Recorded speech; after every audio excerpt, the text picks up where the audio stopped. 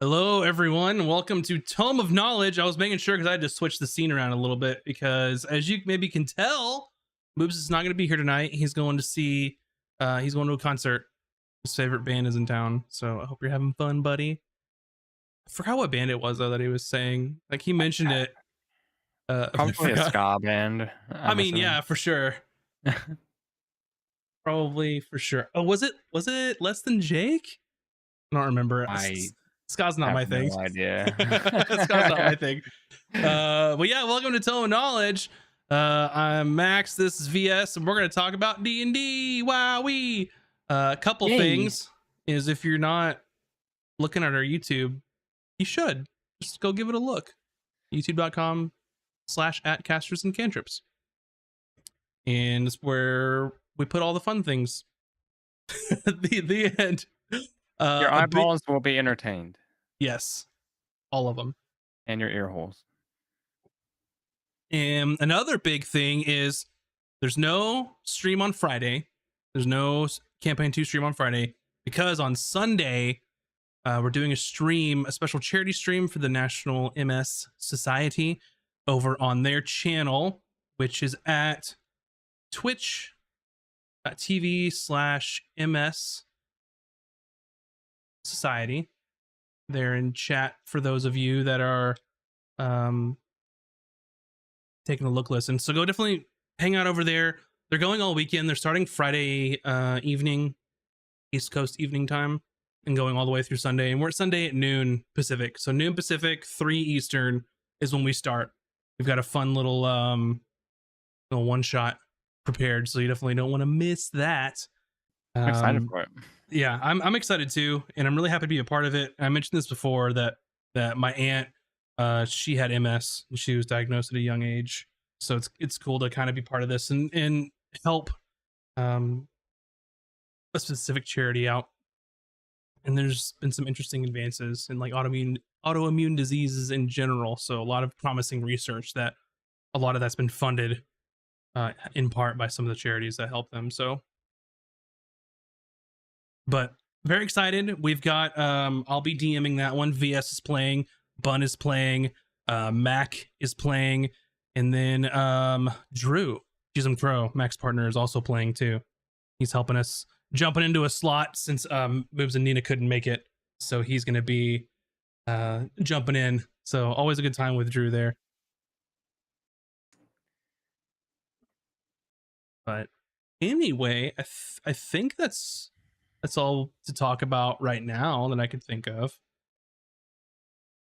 So kind of what our stream is about, and I realized that I included in the title inspiration. We're not talking about D&D inspiration, kind of. We're not talking about the mechanic called inspiration in 5th edition D&D. We're talking about inspiration for your brains, and kind of how, like, what you can use to inspire yourself, whether it be like creating characters or like plot hooks, stories, like campaign, like everything, right? And I'm going to start with the classic aside that I usually say is, did you know in the Dungeon Master's Guide and the Player's Handbook, in the appendix, there for the Player's Handbook, it's an appendix for inspirational reading, and Dungeon Master's Guide, it's in the appendix for Dungeon Master inspiration. And they just list a whole bunch of books and things to look at if you're interested in like drawing some inspiration for your D&D basically. And I think it's also talks about things that may have influenced people that created D&D as well. So a lot of good stuff in there, definitely. And I can say I've looked at some of this stuff for sure. We're looking for inspiration. I think the first thing that I want to get out of the way here is Lord of the Rings inspired everything. So like Lord of the Rings it's inspired this, like D&D inspires, I think Lord of the Rings inspires pretty much all fantasy at some way, shape, or form or level. It's basically the bedrock of the whole genre. But that's okay. You can still draw inspiration from it too. if you want. Tolkien was a smart man. Yeah. Very, very true. So the way that I've listed stuff out for me is it like the Simpsons did it with Lord of the Rings? Pretty much. Pretty much. I've just been kind of looking through campaigns 1 and 2 and like picking up like different plot hooks or like campaign setting stuff and just thinking about like what inspired me in that. And I know VS, you were looking at characters and like looking at some of the like inspiration behind some of them. So Mhm. I figure we can start. We can pull one of yours, talk about one of your characters and like inspirations that you drew, and then I can talk about some of my stuff, and then we can do another one of your characters if you'd like. Well, I mean, so far I've only really played 2, but my first one, Valken, um, I drew a lot of inspiration from a couple different character archetypes that I enjoy from various shows, usually anime. But I look at there's a certain type of character that exists that's like not necessarily the cool guy, but somebody who's nonchalant and kind of silly and is more or less aloof. And you see that trope in a lot of different characters across all different kinds of media, but especially in anime. There's always what that one character that's like that. And that was kind of like the baseline where I drew my inspiration for what's his personality going to be like, how's he going to talk, um, pretty much pretty much anything you could imagine when coming up with a character. Mm-hmm. Um, that was the first and foremost the baseline I wanted to go with, and then I, you know, pulled some of my own stuff into it, own ideas. But yeah, I don't know. I tend to think on stuff that I've seen, characters that I've seen on shows or read in books, and kind of choose and pull from a number of different aspects. Um, because I'm always kind of theory crafting characters, D&D characters, and I'm like, oh, you know what would be cool? I saw one time a character was like from a faraway land and he's just a straight badass with a sword. That'd be a cool fighter or something, and I could, come up with my own origins for it. But I don't know. It's really simple stuff like that. It's not too deep, really, for me. And of course, I don't have any experience putting together a full story like a D&D campaign. So I'm, I, I'm sure Max will probably say a lot of stuff that I would probably tend to lean on if I was to create a campaign or something like that. So I'd say that's debatable because your backstories are by far the most in depth and thought out than anybody else's. So that's true. can can you draw? As I know you kind of generically mention like different animes and things that you like. Are there any direct parallels that you can draw with like sort of any content that you may have watched or read or anything that you can point directly to Valken from that you can think of? Uh, yeah. So Falcon was like known for having a sweet tooth. That's straight up a character trait from my favorite anime, the main character. His name's Gintoki. Um, Is he's that like the a name of the show? lazy Because I dude. have no idea. Gintama is the name of the Okay. anime. Um, and he's like a lazy, good for nothing guy, but he has like a heart of gold and is actually a very accomplished samurai. The story of Gintama is nutty. It's a comedy anime and it's just ridiculous. But the one thing is he's always eating sweets. It's got to be something sweet, strawberry milk, putting like sweet sauce on rice and all that kind of stuff. And I was like, you know what? That's a fun thing. I don't know how often it will come up, but A I lot, know that's a actually. trait. Yeah, I know that's a trait that I want to have. Um, because it's just a small thing, but it can give your character a little bit more character, I guess. Just Mm-hmm. little little personality traits like that. Yeah. Village's question is: do you ever have a goal when you draw inspiration, or just go loose and let whatever happens happens? Uh, Hmm. I know for me, it, it can work. I don't know, because for me, it's like, oh, like if I'm reading something or I'm watching something, I'm like, oh, that's a cool thing. I might write it down and like remember it later. I don't know if it ever works in the opposite direction. I think in the opposite direction, it is sort of subconscious. And Venus and I were mentioning before um, the stream, talking about like inspiration for like characters and like your campaign and stories. There's really kind of like a conscious like inspiration. Hey, I want to use this thing because it's cool and I like it and I want to tweak it a little bit. But I think that there's also a ton of just like subconscious inspiration that you draw from like your entire life of watching TV, movies, or anime, or playing games or whatever. Like I think there's some of that just sort of a little intangible of it's hard to categorize every piece of content that you've consumed over your life and be like, that's where I got that from. Yeah, I think to answer that, it's mostly, I think, I see something and I'm like, I wonder if I can make a character out of that. Like if I Mm-hmm. see, I don't know, it could be what a character's wearing, even like Mm-hmm. their armor or their clothing. I'm like, that's a cool aesthetic. I wonder if I can make a cool D&D character that has a similar aesthetic, and then I'll brainstorm like what class could it be, Mm-hmm. and from there start coming up with ideas for like race and character type, and Yeah. that's why I'm always brainstorming things because I'll see something I'm like, oh, that's actually really cool looking, or man, that character's got a cool voice. I wonder if I could make a character that sounds like that. It's just my brain's constantly Mm-hmm. thinking about how can I turn this into something I want to play in D&D. Yeah, and I know for me, like I think I've mentioned it before that I use OneNote for all of my campaign notes, and there's probably better software out there for that. This is just what I used in the beginning, and I'm in too deep now, and I don't want to change because I'm used to it.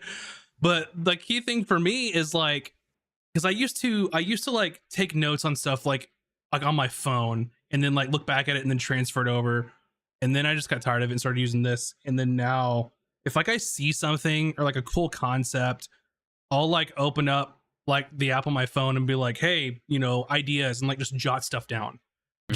just so I don't forget it, because I'm bad at that. Is if I let myself like sleep after the idea, it's gone. It's totally gone. But yeah, I mean, inspiration's everywhere, whether it's conscious or unconscious. uh, Anything else you want to talk about with Valken? Anything else you may have like picked up? Um, I'm trying to recall, like, since campaign one was so long ago now. Um, uh, I think, I mean, he was more or less like an anime character. Being a monk, right? Monks get all that crazy high speed. I can run 1,000 feet per round, like Mm-hmm. climb up walls. And I think maybe I know for sure there's multiple times where we were in combat and I'm like, something will come to my mind. I think, like you said, subconsciously, where it's like, ooh, when it's my turn and I'm going to attack it, I'm going to describe an attack like this. Or, Mm-hmm. or if my character has something going on, like the scared of dead, like scared of undead thing was like also one of the things you could potentially see in different shows or movies. Um, Mm-hmm. and that came up quite a few times where exploring ancient ruins or whatever, zombies. Yeah, and that's Like, pretty iconic for like a lot of like characters. The first thing that comes to mind is like Indiana Jones being afraid of snakes, mhm, right? I mean, that's pretty iconic too. So I thought it was cool to have a flaw like that. yeah, and that's not something I came up with that. I think not too long before we actually started, because Mhm. I wanted to add more character quirks, and I was like, that's a fun trope I've seen before, and it can probably lead to some silly moments maybe. So we don't know what's coming in the campaign, so but I'm Yeah. like, if it does come up, it could be fun. So I don't know. I think subconsciously I tended to uh, pull from different things, like you said. Mhm. I Um, so there's some I can start talking about some of the stuff that because I started looking through my notes and just listing out like quests or story beats or whatever, and just trying to think of where did I pick stuff up from. And I've got quite a decent list.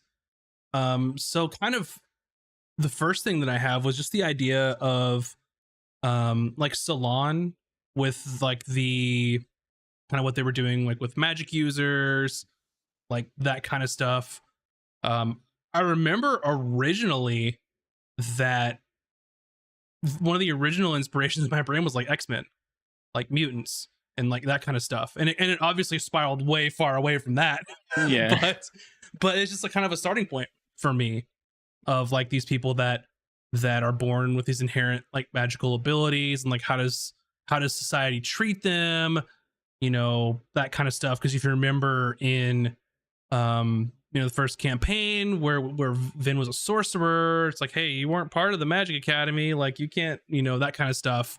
yeah, That's kind of how it originally was born out of my mind, and then from there just kind of expanded on it. Because it's one thing, like you can take like general ideas and things, but you don't want to just like straight up like lift something and then just drop it somewhere else, because that's not going to work.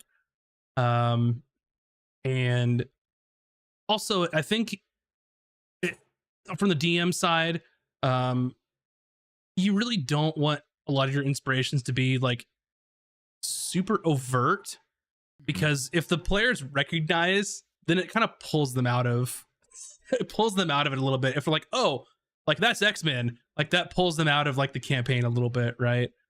So don't just like pick up like a whole like thing and just drop it and say, oh, it's in my campaign now. You can use things for inspiration, but don't like just don't yeah. copy off your neighbor's paper. No, no, Luke, I am your father moments. Yeah, yeah. Another thing too, I'll talk about this, is when we had that week where a bunch of people were gonna be gone, but then we had the buddy adventure Mhm, with Valken and Moobs. Like immediately in my mind, and we were like joking about it, I was like, this has to be a buddy cop movie. Like it has to be something like that. And then like I literally like the week before, I started watching a whole bunch of buddy cop movies. Like I watched all like the Bad Boys again. I watched like the other guys, a couple other ones. And that one I took more of like an academic approach to it, of like, okay, what's like the DNA of a buddy cop movie? Like what has to happen in a buddy cop movie? What are the tropes and stuff to include? And I kind of did that. Like, you remember like the carriage, like, chase, like it's basically a buddy cop movie car chase, at the yeah. end, like all hell breaks loose and there's a big crash and that kind of stuff. So that's where I drew a bunch of inspiration from, because I knew I wanted it to be like that. So basically took what makes a buddy cop movie and then made it into D&D. Yeah, and I think, like, I mean, You sure there's a again, little 21 Jump Street in there too as well, if I remember correctly. But uh, again, like, I've not wrote a campaign or anything, but I can just see when you're trying to come up with things for your players to do, um, eh, you can give them a dungeon crawl, you can give them a heist, you can give them uh, um, a tournament or something, and just by the very nature of what those things are, there's just a plethora of potential inspiration and other sources that have done those things, where you can kind of pick and choose what sorts of things really stand out to you. If you like watch a heist movie or several heist movies, how do they go usually? What types of challenges do the people doing the heist face?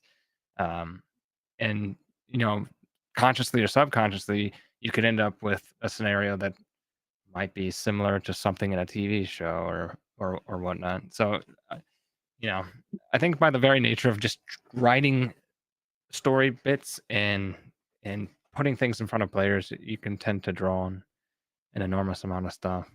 Mhm. Um, Daisy over in YouTube, the voice and personality for Zarlug in campaign 1 was one of my favorite characters. What was the inspiration for Zarlug? Man, I don't I think that one may have been one of those like unconscious inspirations that I didn't really directly draw from from anything in particular. But it was basically, what would this person be like if they were basically the mafia, right? Like how, like what would this person be like? What would their mannerisms be? How would they act? And then kind of take your pick from any movie portraying like the mob or mafia or anything like that. For his voice, I kind of went like for just the generic, my generic Slavic voice. And for some reason, I don't know why. Um, but his voice, like a little bit of Watto creeped in from the Phantom Menace, and Yeah, I don't know why, but I could tell that there was a little bit of it in there for some reason. It wasn't like a one for one like copy. Um, but I don't know. Like retrospectively, I am like realizing that there might have been a little bit of. If I don't know who Watto was in the Phantom Menace, the episode 1 of Star Wars was the little guy who owned the shop that was basically the guy who owned Anakin and his mom, the little flying guy. yeah.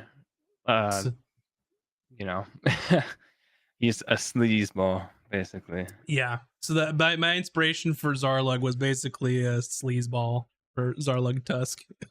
You know, um, but that's a fun character.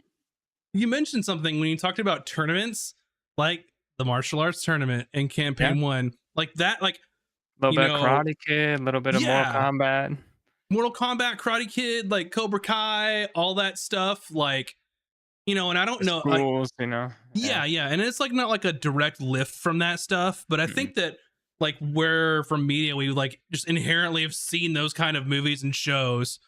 And I almost think that like when you say like martial arts tournament, like that's what the players would expect too, like something like that. Yeah. But yeah, yeah, not enough love triangles in that tournament for Cobra Kai. Yep, yep. I But was yeah, picturing there's a little bit too during that, the OG Dragon Ball series. mm, Not DBZ, but the first like OG Dragon Ball, where the entire series was like just a fighting tournament, pretty much. mm-hmm. And I was like picturing that in my mind. Some parts of it, I was like, it's kind of cool. Like Dragon Ball or like the whole Cell games from DBZ, Hmm. or like I believe like Inuyasha. Like I've watched very little anime. I'm just pulling like deep in the back of my mind from what I watched on Toonami as a kid. But Hunter x Hunter has like a huge tournament arc. mhm. Uh, yeah. So yeah, stuff like that. I think some things are pretty overt. So like in like campaign 1, the Heralds of the Grove, basically the like the Fey Knights of the Oak Father. I mean, a lot of that is just like plucked from Arthurian legend, right? And some of their personalities um are basically like parallel to like specific knights in Arthurian legend as well. So that one's a pretty, not a one to one, but a pretty direct comparison in a lot of ways, because you had Blue Knight, you had the Black Knight, there's a Red Knight, and then of course uh, Ron representing green in that particular case, Hmm. and No, a little bit of I didn't pick up on that immediately. I think it took several instances of Ron, like in his dream state or wherever he went to, and I was like, okay, a little bit of not quite round table-ish, but like, Mhm. you know, got all these knights. They all serve one thing, not a king, but a god this time. Yeah, yeah, and I remember getting some like some visual like reference in my mind, some visual inspiration from like the movie The Green Knight as well. Mm. Um, which is a great movie, by the way, if you haven't seen it. Great movie. What else do I have on my list here that would be interesting to talk about? Um, so I'll talk about a person for reference, an NPC. So Gilris Faldor from um I'm forgetting like all the names and places and stuff for campaign 1 because now my brain's filled with campaign 2. But Gilris Faldor from Ramcrown, who was the master of ships, originally based on like Varys from Game of Uh, Thrones yeah, in a certain way. sort of. Yeah, somebody who has eyes and ears all over the place and Mm-hmm. dresses very fancy. And Mm-hmm. I remember that character. Yeah, I can see it. Has Zeus Satyr Scouts? Yeah, the whole the whole Sailor Moon reference having Satyr Scouts. Instead of planets, what would the scouts be based off of if there were Satyr Scouts? My knowledge of Sailor Moon is not great, so I don't know what the different scouts would be based out of or off of. Who knows? maybe the different archfays. I don't know. Possibly. Isn't that what Sailor Moon is? Like they draw power from the planet. Each one has a planet or something. Yeah. Ale, wine, flute, dance, and harp. Perfect. That's a little bit of like Captain Planet melded in. Like nobody likes harp, like right? Yeah, Amazing. that's kind of funny. Let me find one more, and then we can go to one of your characters, and then I can come back and talk about some other stuff. Okay. Um, something. Okay, this is kind of interesting of like um, a tangential sort of inspiration that just kind of educated me, right? So, and this isn't going to give anything away in campaign 2, but like the idea of like a rudder. You've heard me talk about a rudder and like a captain's rudder, right? It's RUTTER. I had never heard of that before, but I was reading a book. It's called Shogun, and the way it was um, described to me was Game of Thrones, but like feudal Japan is how it's set Uh-huh. up. And there's particularly, basically they called navigators pilots, and the navigator would have a rudder, which would basically all of like the information of like all of the routes and the ways to get, from, Europe or the New World to like Japan or like the Pacific. And they would keep those things secret because, a good pilot, a lot of their worth aside from their navigational skills was like if they had specific routes mapped out, because it's kind of like their own intellectual property, if that makes Mhm. sense. They figured it out. They figured a way around, like the Horn of Africa, or they figured a way around like South America. Like they don't want to share that information with other people, like the safe way to get there, because they want to get hired. Right. So not really like an inspiration as far as um like specific characters or like a place, but just that the concept of that being a real thing in real life. I had no idea until I read that book and did some research on it. It's kind of interesting. After hearing you talk about that, I watched a few YouTube videos recently of oh God, what's his name? The YouTube channel's Tested. It's oh Adam God, Savage's channel. yeah, yeah. And he went to a museum where he was looking at different medieval armors, and they had medieval armorers, especially the ones that were making plate armor back in the day. Those were like highly sought after craftsmen, especially Hmm. by wealthy people who wanted like the best armor. And they had to come up with ways to make sheets of metal be able to move, and so the human body could move with all it on there and not be impeded. And a lot of the solutions they came up with, they didn't tell to anybody. Hmm. That was like intellectual property, and it's for the same reason they want people to come to them. They don't want to share that information with anybody else because they want the nobles or whoever, the lords, to Hmm. come to them for their next set of armor. Yeah, So it's it's their kind of like the same livelihood. idea. Yeah. Pseudo armor costs a fuck ton of money Yeah. in And those these guys times. were artisans. I mean, they came up with some ingenious solutions. So it kind of, you talking about that book kind of reminded me of that. And it kind of, Hmm. it's the same thing. So I will correct you because you said you've only played two. You also played one in the one shot for City of Terror as Oh, well. yeah. Soul. But He we can was go on to one of your characters if you'd like. Either Hayden or that one shot character would be interesting. I forgot his name. Soul. That's right. Callus. Soul Callus. Um, he, oh God, what is that elf? Oh shoot. Why am I blanking on this? I can't remember. He's the type of elf that's like the Raven Queen, like Shadar Kai. Shadar Kai. Yeah, he's a Shadar Kai. Um, and I wanted to do something kind of interesting, and I was watching a lot of the Bad Batch, Star Wars Bad Batch at the Hmm. time, and one of the characters in the show is like a sniper, and he's like very military, kind of gruff. Um, Crosshairs is his name, and so pretty much I was like, when I was thinking about what I wanted to do, I wanted to play a marksman.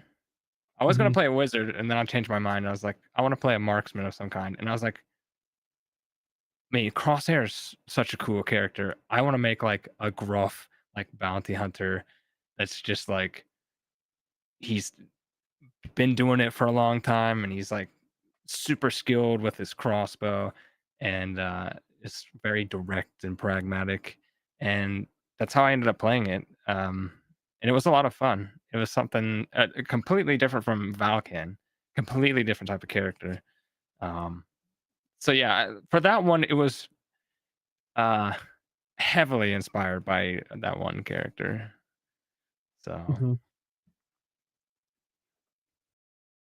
Nice. yeah, that was the magician in, yeah, in your one shots is. Hmm. Or Hmm. I think I kind of threw Zeus off with that one because I don't think he expected the magician to be a moniker instead of. That's funny. Yeah. Do you want to talk some more about my stuff, or do you want to talk about Hayden next? I mean, sure, I can talk about Hayden, a campaign 2 character right now, in our seafaring adventures. Um, for Hayden, I took a lot of inspiration. I wanted to play the sort of suave, um, sort of well-spoken, charismatic, um, swashbuckler type of character.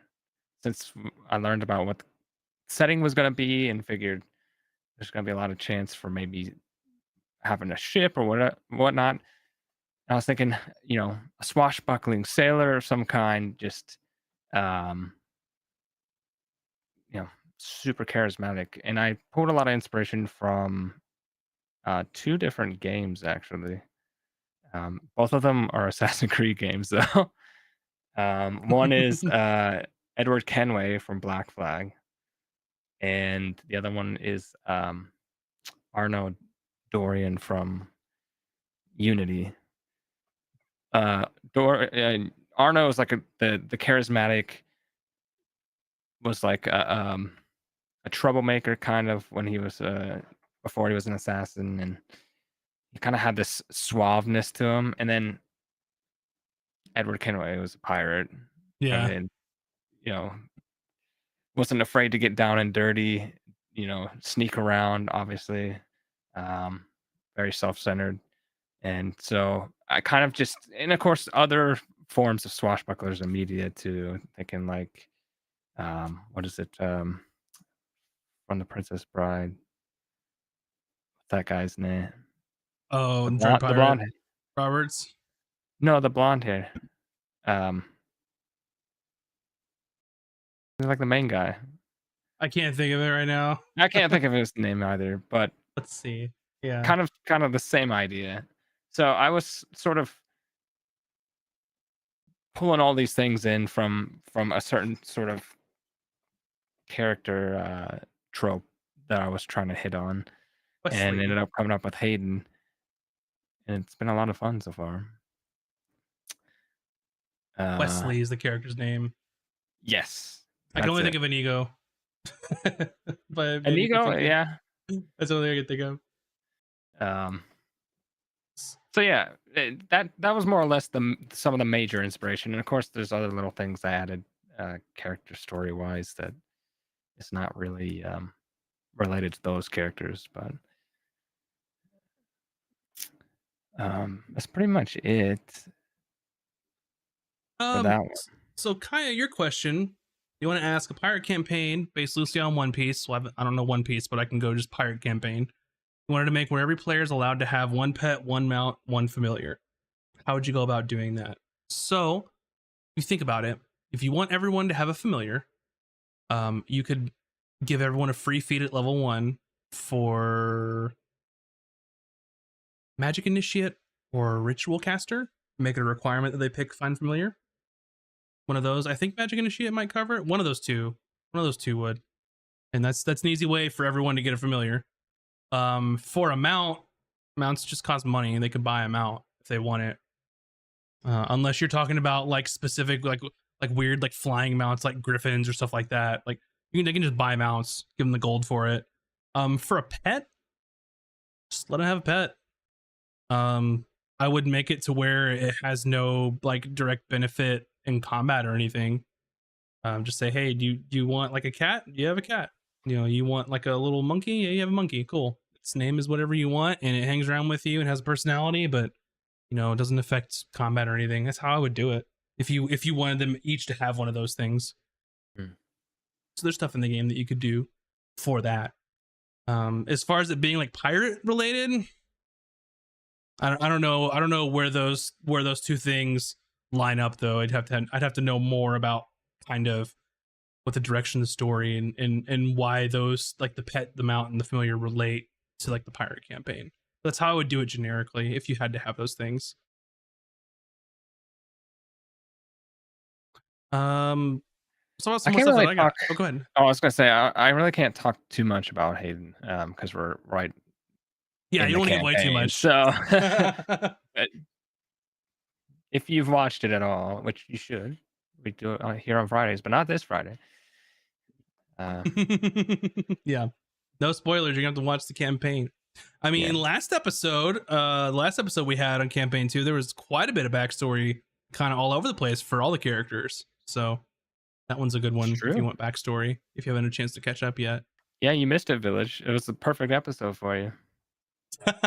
We told her too. So here's something interesting. This one's kind of a more of like a tangential like inspiration. So in campaign 1, right, you all went to like the haunted manor with Viscount Marcel de Clare, who was a vampire, and like pretty much any knowledge like about mannerisms or like how they talk or how they act or like that kind of thing, probably got it from like Anne Rice novels. Cause like when I was like middle school, early high school, like read them all. That's probably like I was that kid. So I that's probably where I got a lot of like unconscious or like just inherent like vampire inspiration from. Yeah, sexy hissing vampires. Yeah, for sure. That's probably where I got a lot of that from. I could definitely point to that. Sapphire Paradise, especially the card game portion of it, right? That we did like a lot of studying on like Casino Royale and like other stuff like that. Like it wasn't like a direct like lift from like the plot of Casino Royale, but a lot of inspiration by it in some ways. That's for sure. Ocean's 11, there wasn't a lot of heist to that one, but the Ocean's movies are great if you want to look at like if I was like, man, I want to do a heist, I would study up on like the Ocean's movies. I'd go watch the Italian Job, Yeah. like that kind of stuff. Mission Impossible, the first one.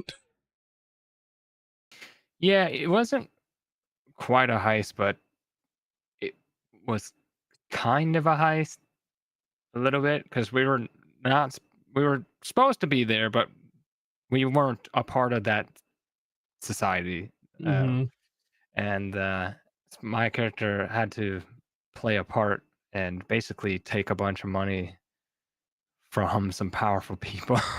Yeah. So it's kind of a heist, but not really. No. It's more like a what's the word I'm looking for?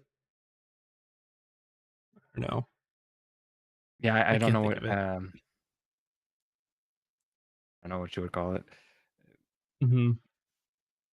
Other things like the whole Tyrion region or like Forwinter, like where Bryn was from, a lot of that stuff lifted just like from like Nordic history or like Vikings or like Norse mythology, like like that kind of stuff. That one's pretty in your face though.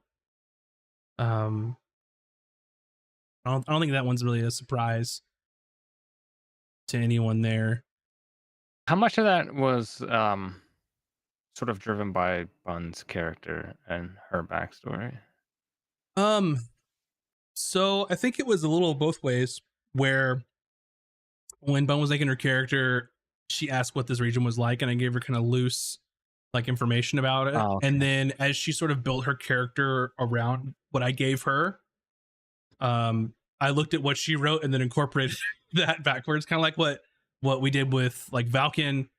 Like if you hadn't written Valken to be from like a martial arts like school, or like a monk, like there probably wouldn't have been the other schools in campaign one. So just by you saying, hey, I want to be this martial artist or this martial artist from this dojo in this place, I'm like, oh, that's cool, there should be more of these. And like that's kind of how all that got born out of it. Yeah. I actually loved all of the stuff that we did in the North, even though my character didn't. But because I was like, in my mind, I was envisioning like Skyrim. Oh yeah. Like you have different hamlets and they have their own Mm-hmm. jarls, and I mean, y- I, I'm sure. I don't know if you thought about it that way, but in my mind, that's where my brain was going to when we first went there, and she had to deal with some of the people in her like village.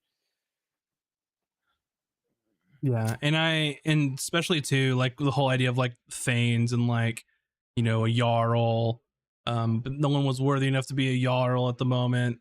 That kind of stuff. You could probably draw a line to like Minas Tirith in Lord of the Rings if you think about it, if you want it, where there's no true king. But I mean, Lord of the Rings inspires everything. Yeah. So, um, some other things that I've got on here.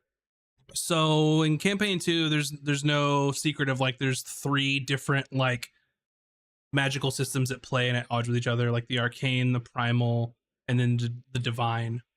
And then like the divine each have their own kind of like deities, like there's a pantheon, but like sort of like the primal like section of like magic users, a lot of that, like their beliefs are really like spiritualism, like Shintoism kind of thing, have like inspired by. I'm not saying that it's the same thing. I'm just saying that pieces of it are inspired by it. Um, that kind of stuff where like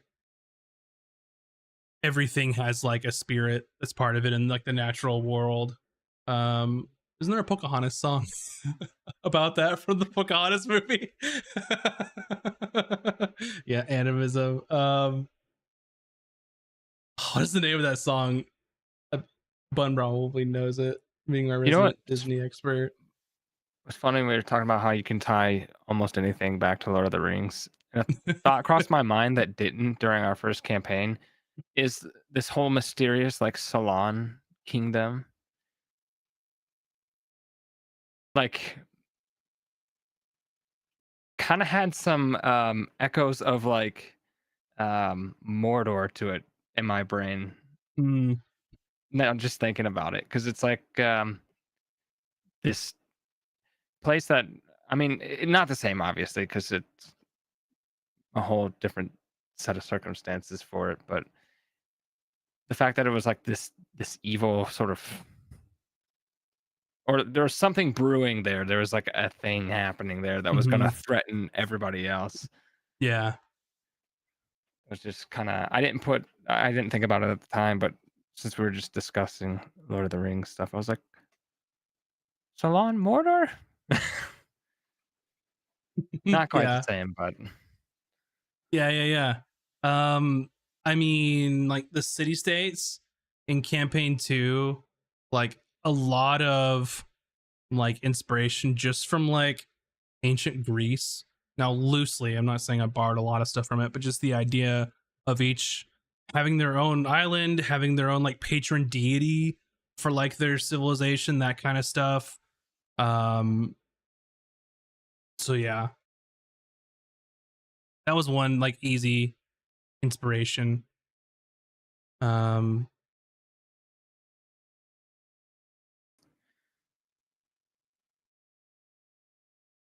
let's see. I mean, campaign 2 for like just the idea of pirates. I mean, take your pick of like any yeah. famous like pirate thing. Treasure Island, Black Sails, Pirates of the Caribbean, like Our Flag Means Death, that show if you haven't watched it.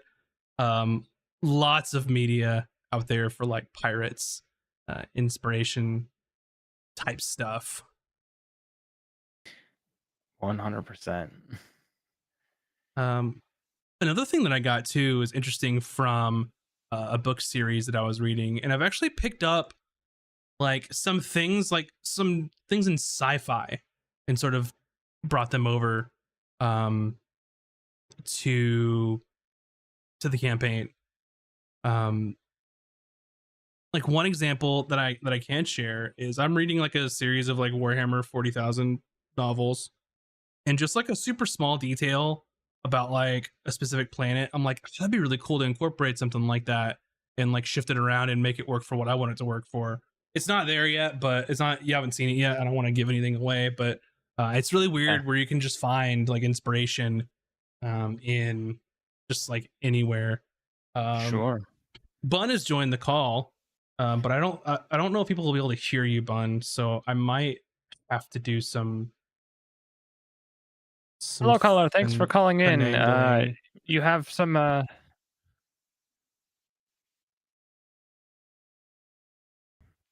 Let me see if I can get this working, because I can also not hear Bun either if she's you can't trying to hear? talk. No, I I can't. can hear.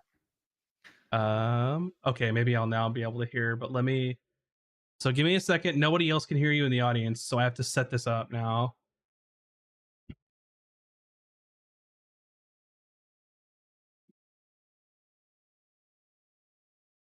Yeah, give me a second. Nobody can hear you except for VMBS. So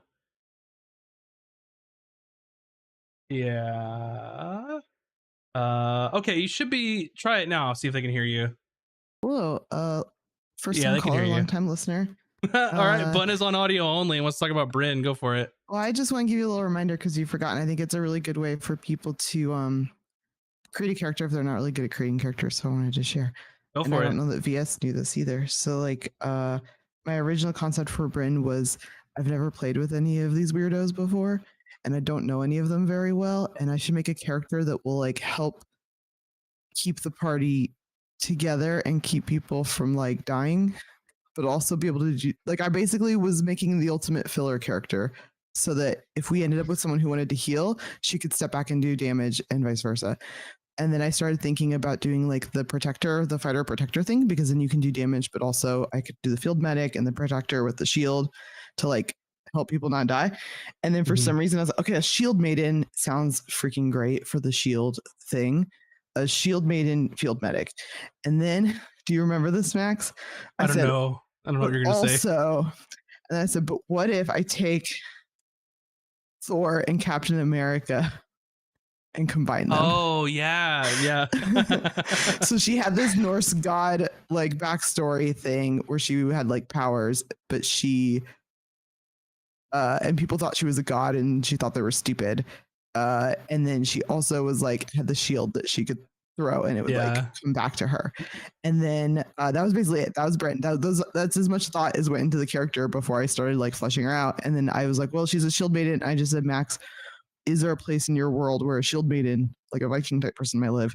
And you're like, yep, up here. And I was like, all right, done. The stuff with the Babas kind of came later once I started trying to flesh her out more. Like, how does she have these powers? Why does she have these powers?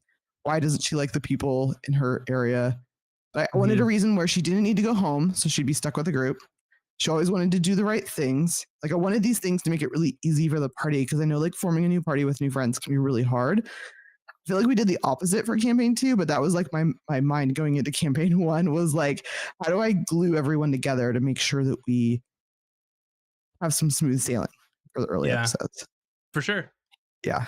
So I forgot about the Thor Captain America thing. Yeah, I just thought it was fun to share this. Like, if you like a character, like maybe you're watching Star Wars or you're watching Avengers or whatever, and you're like, that's like a really cool thing that character did. Like, try not to like one for one recreate that character in D&D, but try to take the elements you like and then like rework them. Can be a really fun way. So I think kind of like what VS was saying with the Dread Pirate Roberts, which why can't either of you guys think of his name? His name is Wesley, aka the Dread Pirate Roberts, aka Carrie Elwes. Disappoint. It's been many years since I saw that movie. I did not watch Sounds that like movie. We need a movie night. VS. I did not watch that movie as religiously as you did. So I've seen it.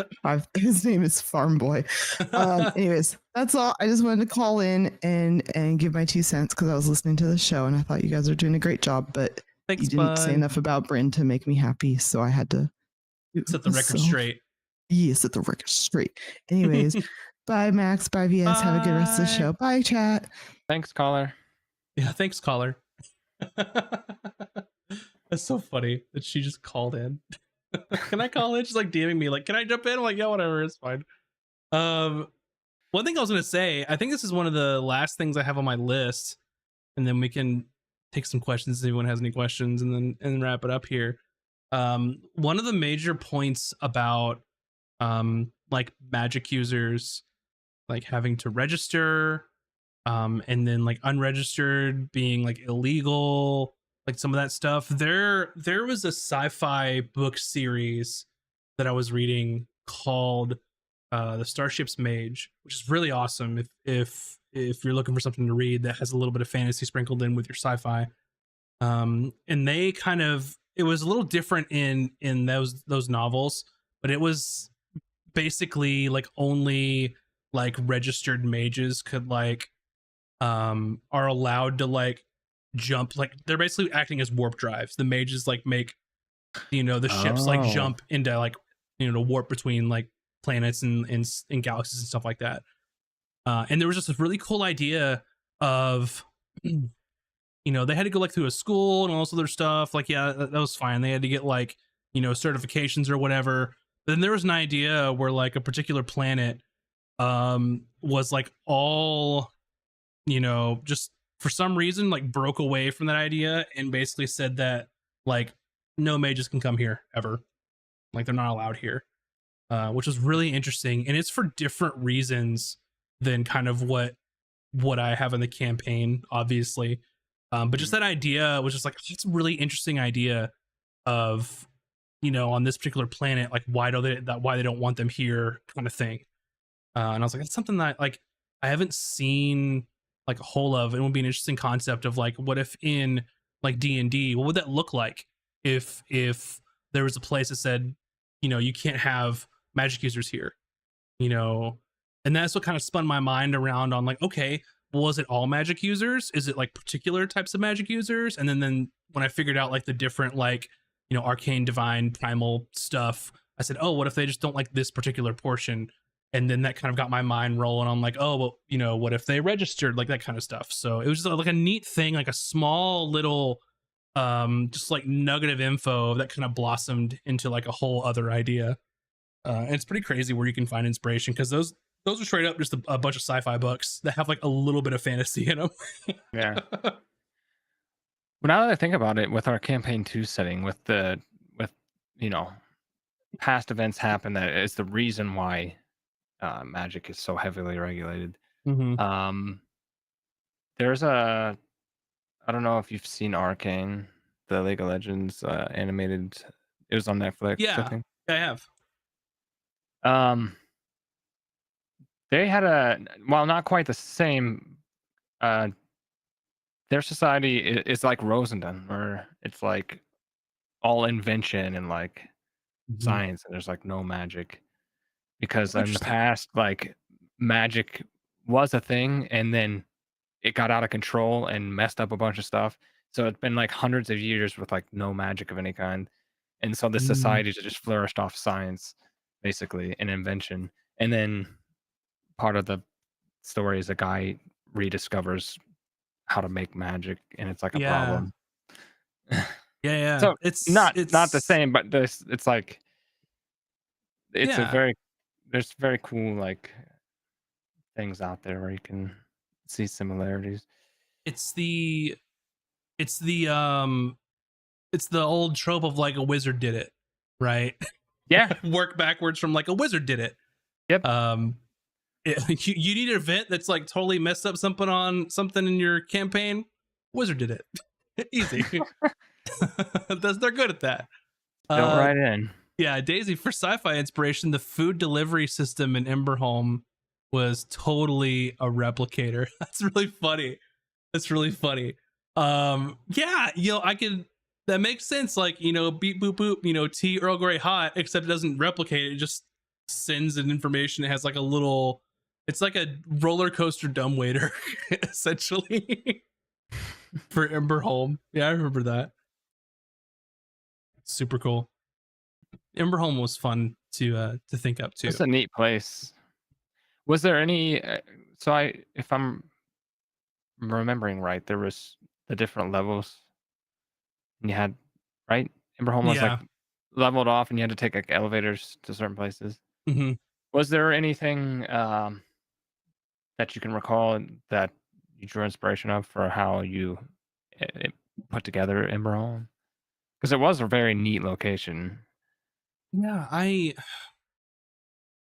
can't really think of any like direct inspiration for Emberholm, because I knew I wanted it to be subterranean, because it was mainly originally a home of like dwarves and like gnomes, and then like the wacky like steampunky type of stuff came in from just like indirect inspiration from gnomes and tinkering and stuff like that. So yeah, I don't know if there's any like direct inspiration that I could think of like I what can't led me to think some of of that anything. stuff. That's why I was wondering if maybe for the design of the city, if you had any inspiration for it. No, not that I can think off the top of my head. I've also noticed that in each of the campaigns, I have for some reason made specific societies like extremely like bureaucratic with like tons of like formal paperwork and stuff like that. I don't because there's 2 so far that I've included, like one in campaign 1 and one in campaign 2. And I don't know why I do that. It's good plot device. Yeah. Campaign 1 was Emberholm. Campaign 2, a little bit you got in Linares, with the Church of the Lightsmith, like your contact dealings and stuff like that. Yeah, I guess I like bureaucracy. I don't know. I think it makes sense for like these old, like established societies and kind of what they would devolve into over time. It presents the party with an interesting sort of scenario where do they just go along with the bureaucracy? Do they try to undermine it and break laws? You you can have a whole bunch of fun things happen depending on how your party plays it. So Yeah, for sure. Yeah, that's all that I've got. Those are some notes that I took just from like the campaigns that I've played. I didn't really have anything like character wise um, that you all would relate to, because most of you have just seen me DM and not play, except for like one tiny one shot. But yeah, I know I would love to ask you if there's any uh, ideas that you have that you haven't been able to implement, but I know you're not going to answer that because you might. yeah, that's the kind of DM that I am, is like, if the players like totally bypass something that I had an idea for, or if I have an idea in my head, like, I'm not going to reveal it until it happens in game, because those are things that I can put in my little dungeon master toolbox and pull out whenever I need them. Mhm. So I Yeah. yeah, and that's a pretty common thing. It's like, oh, these players that want to go inside this cave full of, these monsters. Cool. Okay. How can I turn this into another encounter like later on in a different area? And how can I make it interesting? Just to kind of conserve how much time that you do on preparation and like coming up with stuff. Because for the players, if they don't see it or experience it, it doesn't exist. Only the DM knows about it. So shuffle around whatever you want. But anyway, yeah, you have anything else that you can think of for inspiration stuff, or if anyone has any questions, let them be known and we can answer them. No, I think we covered a lot of it. Cool. Well, I hope you learned something in this episode, or kind of got an idea of kind of how both of us think through some of these things, and how inspiration can be, good to look through. The best thing I can tell you is, if you're looking for inspiration, go read a book, go pick a TV series or a movie that you want to watch, and just consume it. Some of it might stick with you.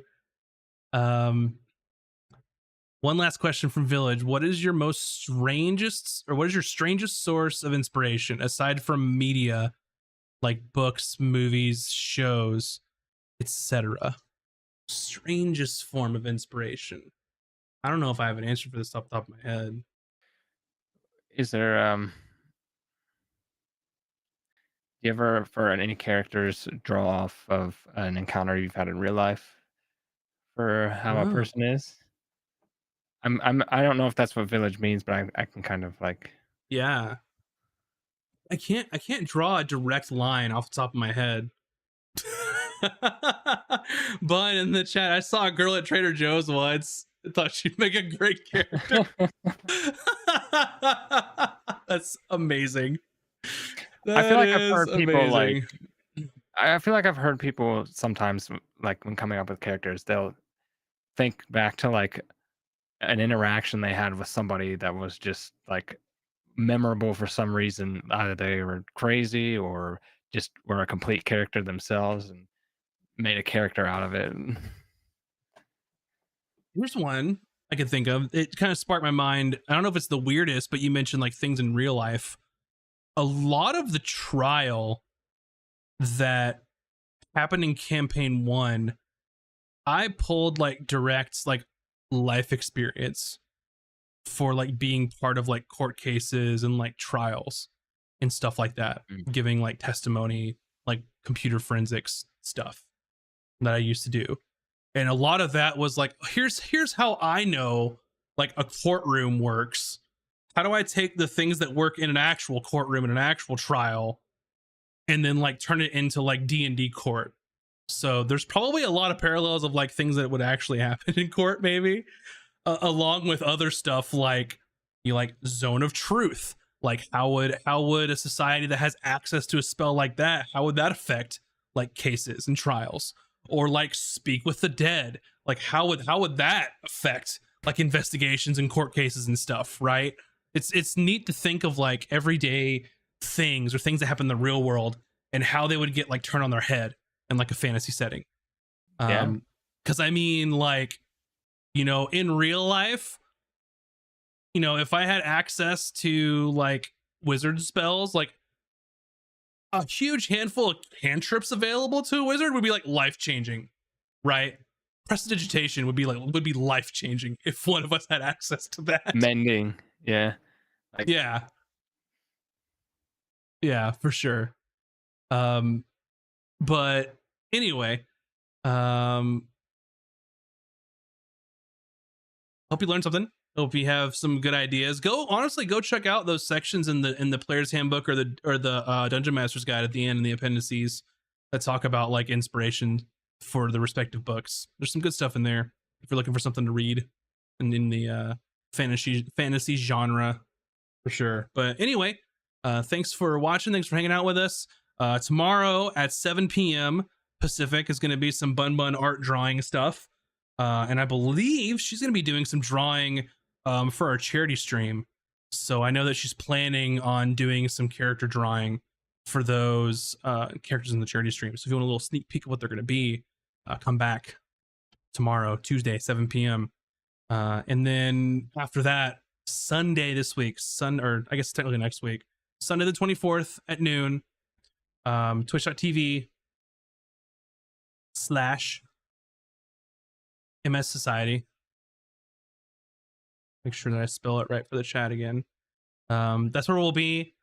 In this week, we're gonna release the donation incentives for the stream. And there's some good ones. Should I give away the big one? I think I should. I'll talk about it for everybody here. So the idea that we have, and we don't have exact dollar amounts and stuff figured out, but the top tier right now of there's going to be like a single donation amount. We haven't decided what it is yet, but if a person donates that high single donation amount, you can literally end a character's adventure at random, and it'll be at most one per player. But if you pay enough money, you can end that character's adventure full stop, and the player has to come up with a reason why that their character's not out of the game. So more on that later. We'll release some information on the different incentives and stuff like that. But yeah, we can do all sorts of fun and like zany things because we're doing a one shot, and it's just, that's all it is. It's just one, and we can do all kinds of fun stuff. So anyway, see you back tomorrow for Bun Art stream, and we'll see you Sunday for the charity stream. Thanks everybody. Have a good one. Bye-bye. Yeah, bye.